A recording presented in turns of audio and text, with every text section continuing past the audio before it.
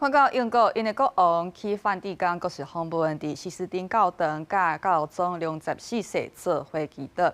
英国圣公会大主教是同齐主持仪式，也最后是自1534年英格兰国王甲教廷拍歹关系500年以来，两个教会毋捌看场面。Good morning.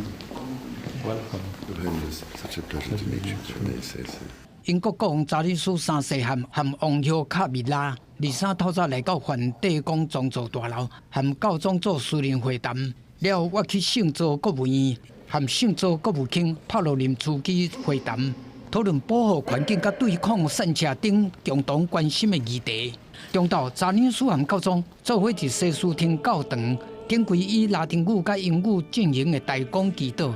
英国圣公会约克大主教瓜迪瑞尼马迪祭台头前共同主持仪式，赞美诗祈祷文，特别选用对双方有代表性意义的版本，来凸显融合的精神。这是1534年都督王朝第2任英格兰国王亨利8世，为着语言的问题和教廷分裂，自封是国教领袖了后，英国的君王头一届和教宗共同公开祈祷。此时拄好是安德鲁王子的性丑闻风波再起，方式那臭头鬼啊咧，互外界认为这是咧转移焦点。It's a difficult time, though, for the British royal family. They are coping with the ongoing fallout of the Epstein sex scandal and Prince Andrew's ties to the convicted sex offender.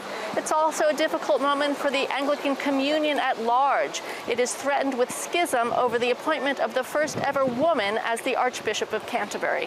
查理斯东港国际上外圣保罗大殿接受皇家兄弟会会员的头衔，还有送伊的专属宝座，予伊和未来的英国君王使用。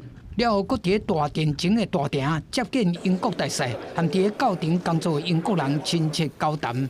另外，搁为一场纪念伊来拜访的甘受灾做纪念性的斋戒仪式。公视新闻王慧文编译。